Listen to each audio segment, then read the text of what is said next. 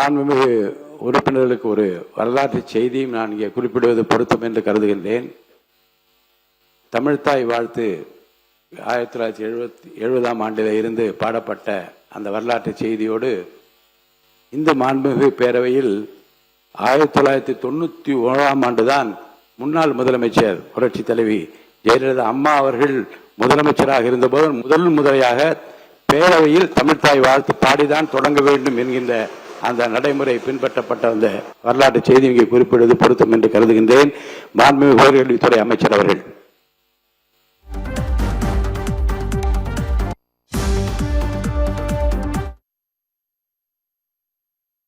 இங்கே குறிப்பிடுவது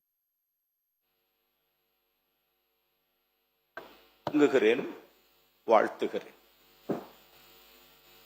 மாண்புமிகு பேரவைத் தலைவர் அவர்களே, இந்த தனி தீர்மானத்தை மாண்புமிகு முதலமைச்சர் அவர்கள் கொண்டு வந்திருக்கிறார்கள்.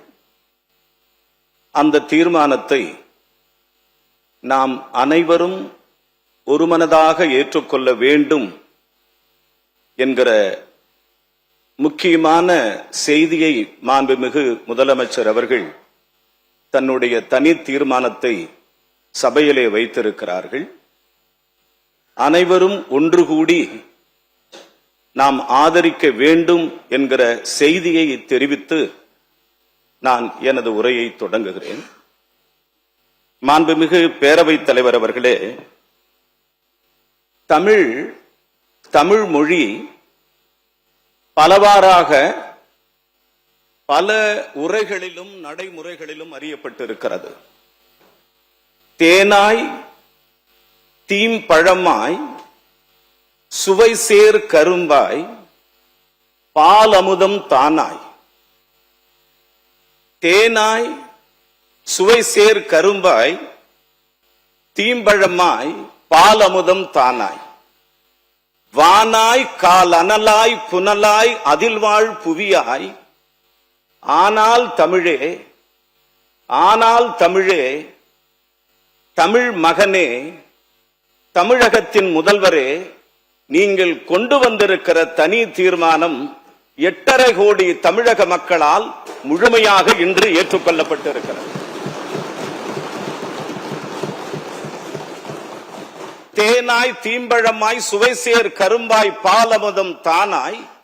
வானாய் கால் அனலாய் புனலாய் அதில் வாழ் புவியாய். ஆனால் தமிழே, எங்களுக்கு ஆறுதல் தந்தாய் தமிழே, தமிழக முதல்வரே என்று மீண்டும் ஒரு முறை உங்களை வாழ்த்துகிறேன், பாராட்டுகிறேன், கடமைப்பட்டிருக்கிறேன். இந்த அவை சான்றோர்கள், அறிஞர் பெருமக்கள், அவையோர்கள், முன்னாள் முதலமைச்சர்கள், பல்வேறு தலைவர்கள் இந்த அவையிலே உரையாற்றி இருக்கிறார்கள். ஆனால் இந்த அவையிலே உயர்கல்வித்துறையினுடைய அமைச்சர் என்கிற முறையில் எனக்கு வழங்கப்பட்டிருக்கிற வாய்ப்பை நான் பெருமையாக பார்க்கிறேன். மாண்புமிகு பேரவைத் தலைவர் அவர்களே, இந்த தமிழ்த்தாய் வாழ்த்து ஜூலை 28ஆம் தேதி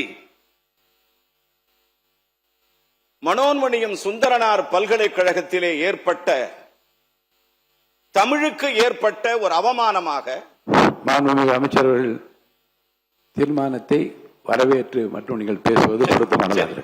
தமிழ்த்தாய் வாழ்த்தான நீராறும் கடலுடுத்த என்ற பாடல் அவர் எழுதிய மனோன்மணியம் நூலில் தொடங்கப்பட்ட பாடலாகும்.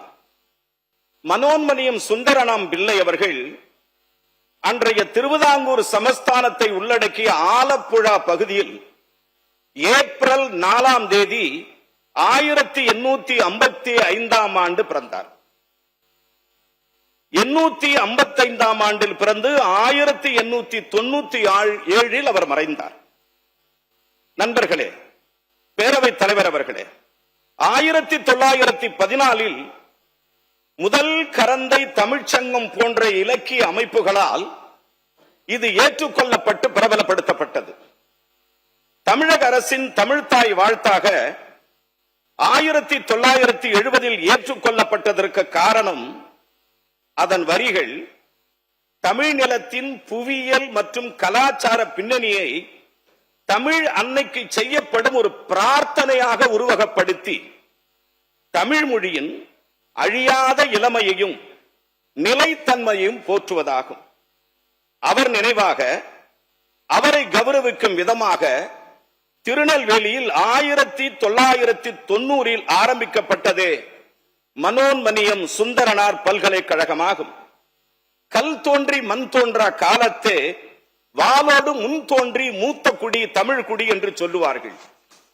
இந்திய அரசின் உள்துறை அமைச்சகம் 2025 அனைத்து மாநிலங்களுக்கும் தனது மாநில அரசு நிகழ்ச்சிகளில் தேசிய பாடலை முதலிலும் தேசிய கீதத்தை இரண்டாவதும் பாடப்பட வேண்டும் என்று வலியுறுத்தி இருக்கிறது. இதனால் நமது அரசு நிகழ்ச்சிகளில் பாரம்பரியமாக பாடப்பட்டு வந்த நமது தமிழ்த்தாய் வாழ்த்து பாடல் பின்னுக்கு தள்ளப்பட்டுள்ளது என்பது உறுப்பினர் தீர்மானம் தெளிவாக எந்தெந்த இடங்களில் தமிழ்த்தாய் வாழ்த்து முதலில் பாடப்பட வேண்டும் என்று சொல்லிய பிறகு பிற செய்திகளை பற்றி பிறகு பார்த்துக் கொள்ளலாம். அதை ஒட்டி வரவேற்று மட்டும் நீங்கள் பேரவைத் தலைவர் அவர்களே, எனவே இது குறித்து தமிழ்த்தாய் வாழ்த்தினை நமது மாநில அரசு விழாக்களில் முதலில் பாட வேண்டும் என சட்டமன்றத்தில் ஏகமனதாக முதல்வர் ஏற்படுத்திய தீர்மானத்தை நான் ஆதரிக்கிறேன், வரவேற்கிறேன். நன்றி.